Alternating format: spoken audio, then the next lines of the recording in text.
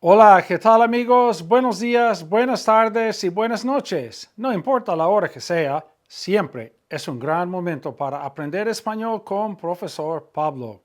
Today's lesson is compact, but it is powerful. We are going to see with all these clusters right here that we will incorporate all numbers from the verb numbering system. 0, infinitive. 1, the ing, ando, yendo. 2, the ado, ido, the ed. 3, the present. 4, the preterite. 5, the imperfect. 6, the future. 7, the conditional. 8, the present subjunctive. And 9, the past subjunctive. If you can do all of this, it is marvelous. If you can understand all of this, it is equally marvelous, right?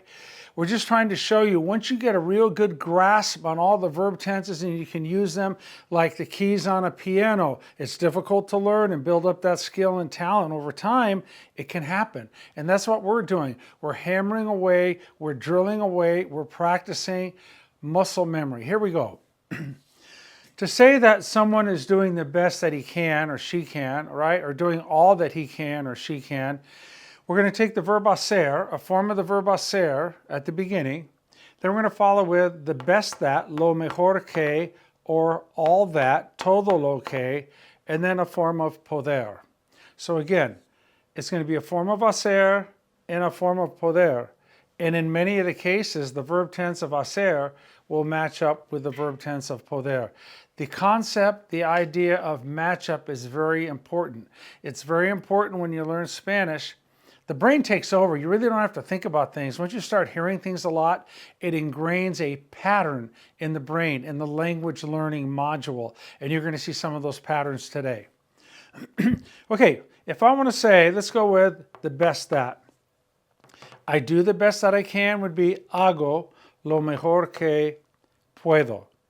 I'm doing the best I can. Estoy haciendo lo mejor que puedo. I have done the best I can. He hecho lo mejor que puedo. You notice that hago, estoy, and he are all present tense matching up with puedo, right? Okay, there's a pattern. Learn the pattern. You could say all that. I am doing all that I can. Hago todo lo que puedo. I'm doing all that I can. Estoy haciendo todo lo que puedo. I have done all that I can. He hecho todo lo que puedo. All right, so now we get the concept of matching up. Let's go with the preterite. We're going to match up again. We're going to go hice with pude. It's a matchup, preterite, preterite. I did the best that I could. Hice lo mejor que pude. Hice lo mejor que pude. If you want to say, I was doing the best that I could, estuve haciendo lo mejor que pude. There's an asterisk here because to use estuve, you have to specify a specific amount of finite time. Like for 3 years, I was doing the best I could, like trying to raise a kid properly.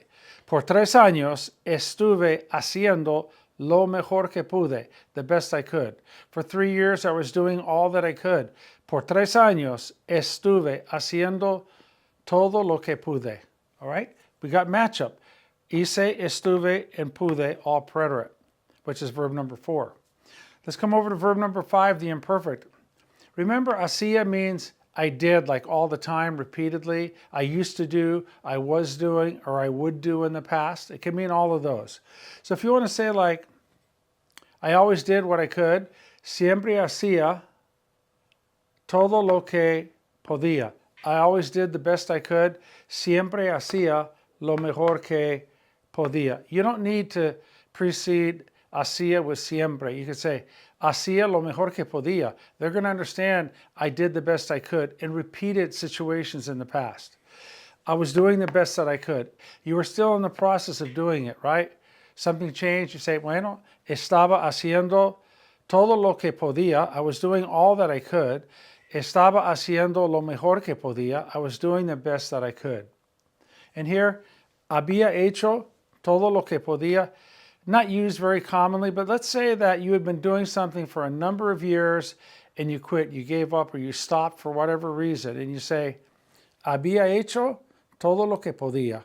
I had done all that I could. Or, había hecho lo mejor que podía. I had done the best that I could. Notice we have a matchup. Hacía, estaba, había, and podía. They're all imperfect, verb number 5. So in this cluster, it's verb number 3 matchup. Here it's verb number 4 matchup. Here it's verb number 5 matchup.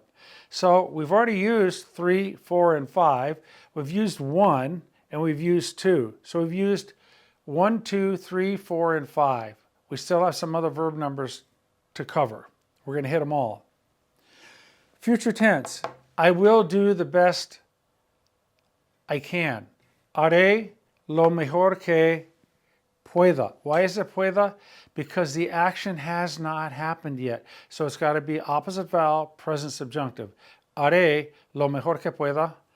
I'll do all that I can. Haré todo lo que pueda.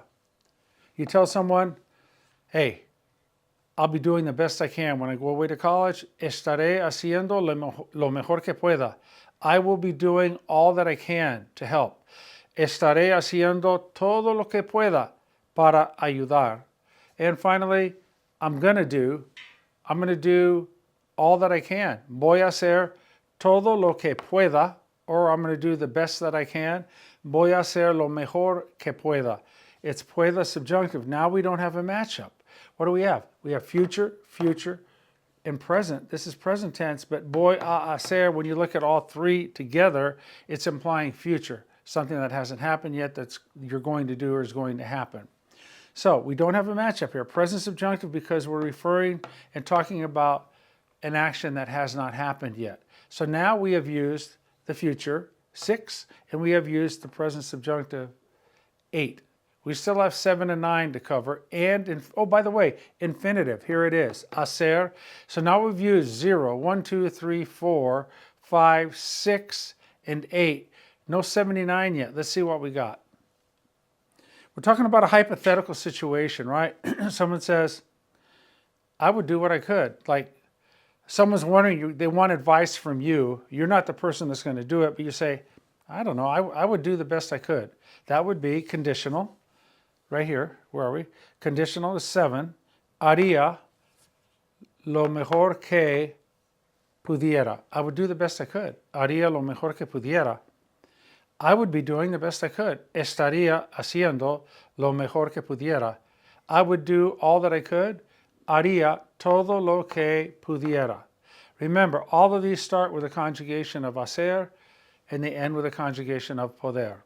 So here we have conditional and past subjunctive, and that's a pattern in Spanish. It's not a matchup, but a lot of the times the conditional will bring on the past subjunctive. That is to say, 7 will bring on a 9. Okay, so there you go. It's a compact lesson, and we've hit all 10 verb numbers 0 through 9. Just to summarize, here's your infinitive 0. We have 1 is the ing, we have a lot of that, and 2 is a past participle. There's hecho, right? Hecho right here, okay? And then 3 is the present tense, 4 is the preterite, 5 is imperfect, 6 is the future, 7 is the conditional, 8 is the present subjunctive, and 9 is the past subjunctive. Ladies and gentlemen, that's the ball game. That is the shooting match in Spanish.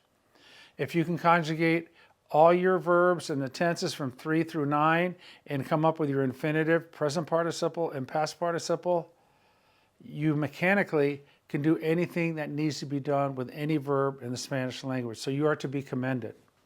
Okay, that's it. And so now we want you to practice. Your homework is to make up sentences in your mind like, I will do the best I can. I'm doing the best I can. I did the best I could. I will do the best I can. I always do all that I can. You should be able to say all of those with practice and time. ¿Ok?